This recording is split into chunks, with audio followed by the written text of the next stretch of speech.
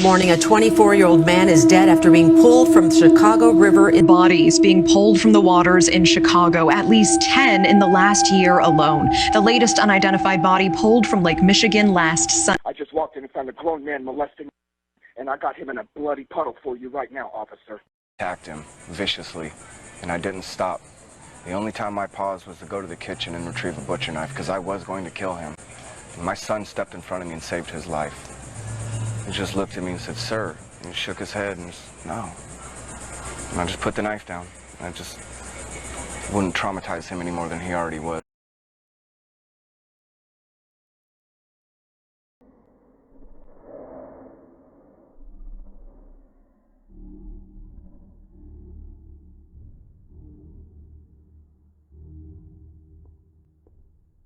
A dying woman says her final goodbye to her parrot of 26 years. The parrot's reply will make you cry. The African gray parrot had been with the woman for 26 years. It provided her with companionship and comfort in times of loneliness. This old woman never married or had children in her life. She considered the parrot to be her child when she felt her life was coming to an end. The old woman looked at the parrot as she lay dying. The parrot sheds tears of sadness. It realized that the old man was dying. As the old woman breathed her last, she said to the parrot, "Let him live on." The parrot was the old man's child. It's the old man's companion. Her life is coming to an end. The old man is worried about this companion who has been with her for 26 years, and yet she said her last goodbye to her parrot. When she said goodbye, it was the most heartbreaking moment. The big parrot's reaction shocked all the witnesses. The bird sincerely spat out 3 simple words, filling the room with emotion: "I love you." Follow me. Get more interesting stories every day. It's okay, that the... Gotta go. I'll do some. No. Oh, wait, open it. Yeah, open it. It stinks, y'all. Oh! Oh! Okay, so she's calling the police so we can see if it's actually... This video was uploaded to TikTok by a group of teenagers who had been randonauting in Seattle, USA, when they made the gruesome discovery of the dismembered remains of Jessica Lewis and her boyfriend Austin Wenner. They had been shot and dismembered.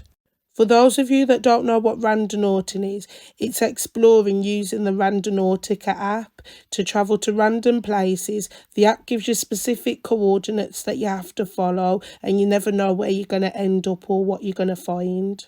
The couple's landlord, 62-year-old Michael Dudley, was arrested, and he was the main suspect in the case after neighbours had heard him arguing with the couple before they went missing.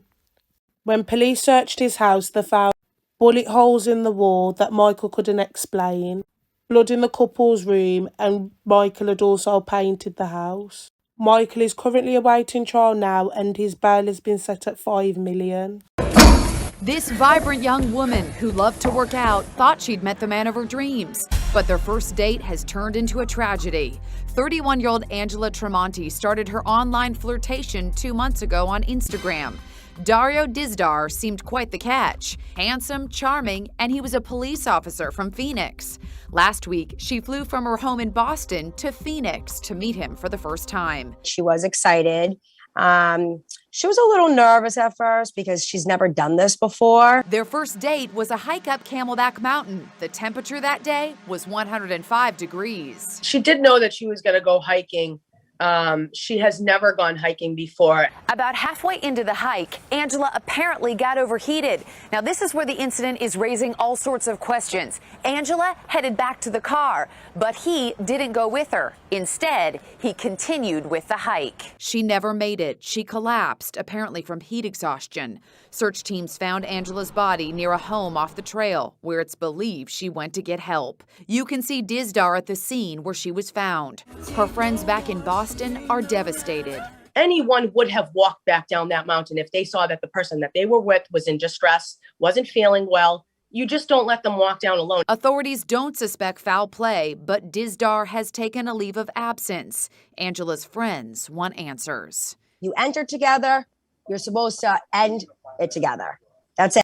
I cannot believe it's been 7 whole years since little Nathan O'Brien, who was only 5 years old at the time, and his grandparents, Alvin and Catherine Lickness, went missing from their own home. For 2 weeks, the Amber Alert that went out completely shook all of Canada. Everyone was looking for this family. I remember it, and I was living in Eastern Canada at that time, over in New Brunswick. They were in Alberta, which is like all the way over on the other side of the country. This case was everywhere at the time, but I didn't even know all of the details of what happened to them until I looked at it today. So on June 29th, 2014, little Nathan O'Brien, who was such a grandma's boy, like he adored his grandmother, had the choice from his parents of whether he wanted to go to the zoo or spend time with his grandparents, and he chose his grandparents, which I just think speaks to what a wonderful child Nathan must have been. That afternoon, he was spotted at the park with his grandfather playing, and then that evening, he asked his mother if they could all have a sleepover at his grandparents' house. His mother, Jennifer, said yes, and she was actually going to stay at the family house too. But around midnight, her little one started acting up, so she gathered him up and took him home, leaving just Nathan and his grandparents at the house. And honestly, when I read that, that gave me such chills for what happened next. The next morning around 8 a.m. when Jennifer showed up at her parents' house to collect her son, it was apparent a violent act had happened inside it overnight. There was blood all over the house, and on the way out the door, there was a smeared small handprint. Catherine, Alvin, and their grandson were all missing. Jennifer frantically called police, who told her to get in her car immediately and lock the car doors because someone could still be in the house. Police arrived and searched the home several times just because if Nathan had gotten scared, they thought maybe he's hidden still somewhere in the house, too scared to come out, but he wasn't there. Police determined that all 3 of them were alive when they left the house, even with the blood left on the scene. So they immediately issued an Amber Alert. This Amber Alert would be lifted in about 2 weeks on July 4th.